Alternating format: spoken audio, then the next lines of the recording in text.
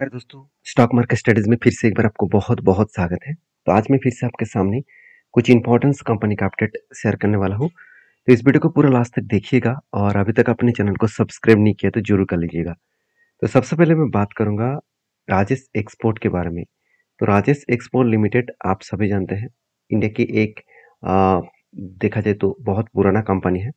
1989 में company start हुआ था और 1989 से कंपनी स्टार्ट कर रहा है, वो भी ज्वेलरी सेगमेंट के ऊपर काम कर रहा है।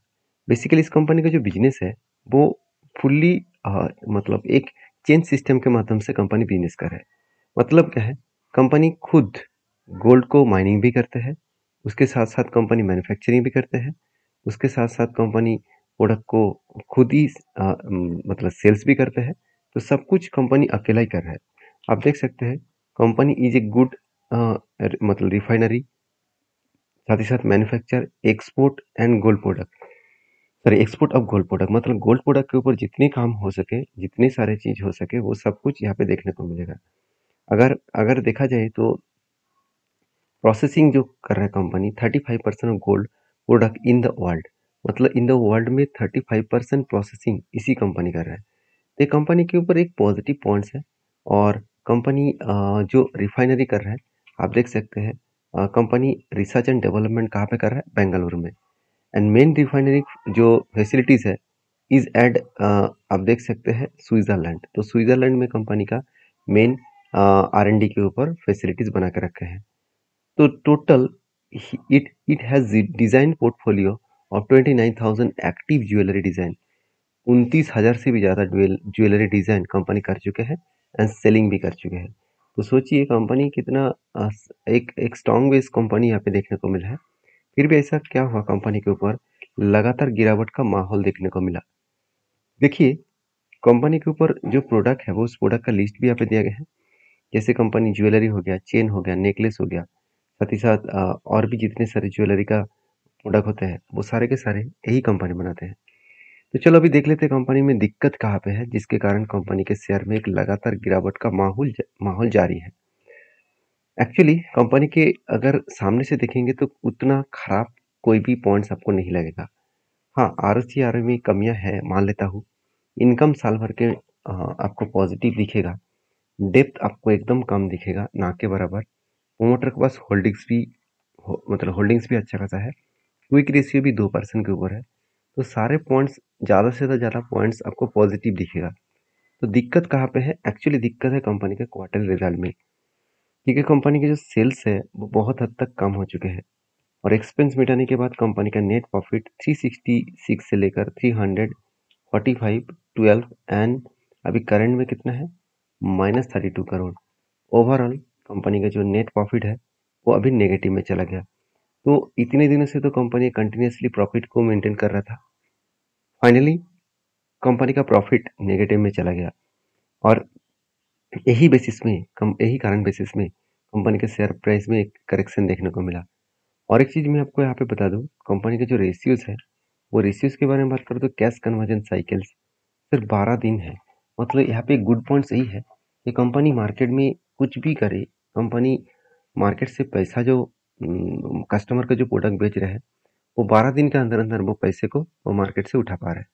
ये कंपनी के लिए गुड पॉइंट है, ये कंपनी के एक बेस्ट पॉइंट है मेरे हिसाब से। तो as a investor as a investor अगर देखा जाए तो कंपनी के ऊपर जो इन्वेस्टर देखने को मिला, उस बेसिस में राजेश एक्सपोर्ट के जो इन्वेस्टर है, उस हिसाब से देखा है तो म्यूचुअल फंड ने कंटिन्यूसली होल्डिंग को बढ़ाते चले जा रहा है।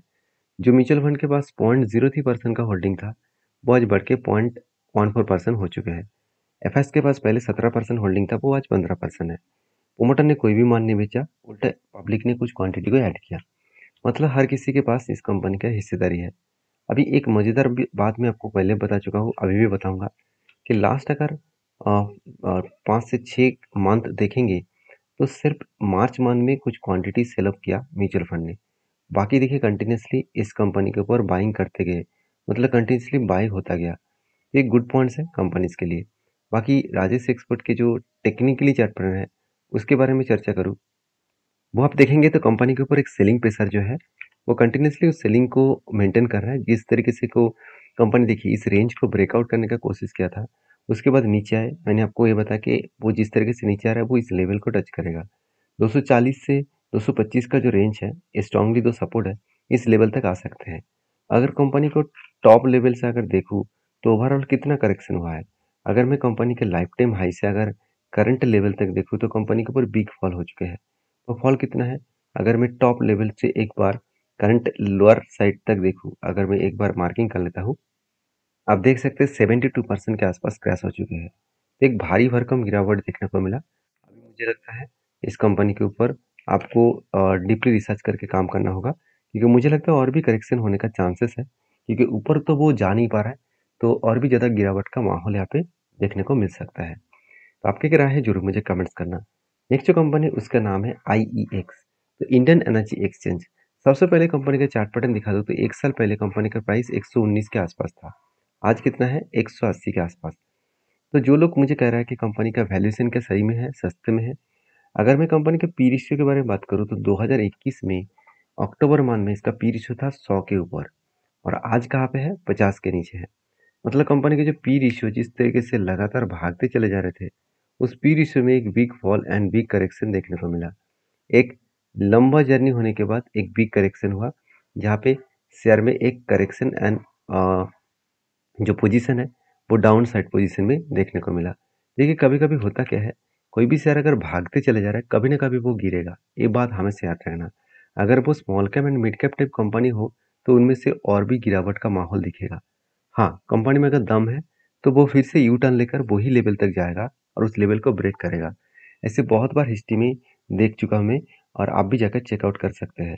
क्योंकि अगर मैं इस कंपनी के टेक्निकली चार्ट पैटर्न से अगर सबसे पहले दिखा दूं, अगर देखेंगे कंपनी का जो जर्नी हुआ था कोविड के बाद, कोविड के लेवल में इस कंपनी का प्राइस से 39 रुपीज़ के आसपास था।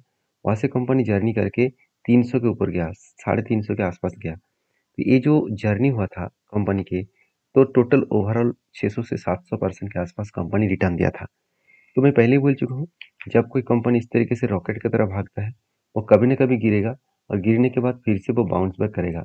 अभी बाउंस बैक होना स्टार्ट हो चुका है, क्योंकि मैं पहले ही बोल चुका हूँ मुझे एक पैटर्न्स मिला था, कफ, उसके बाद 2 बार हैंडल पैटर्न मिला।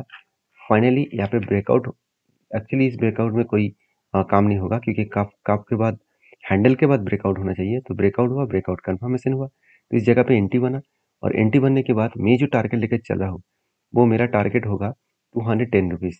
देखिए मैं इस जो टारगेट लेकर चल रहा हूँ इसको मैं कंटिन्यू जरूर करूँगा। तो प्लीज़ इस टारगेट को आप ब्लाइंडली ट्रेड मत करना, क्योंकि ये मेरा खुद का ट्रेड है, मेरा खुद का रिक्सी ट्रेड है। यहाँ पे मुझे स्टॉप लॉस कहाँ पे लेना है वो मुझे पता है, आपको मैं उसके साथ मतलब वो डेटा शेयर नहीं कर सकता, क्योंकि मैं कोई सेबी रजिस्टर्ड पर्सन नहीं हूँ। तो आपको सारी चीज़ों को पहले सीखना होगा। जैसे इस कंपनी के ऊपर टेल लेने के पीछे दो रीज़न है।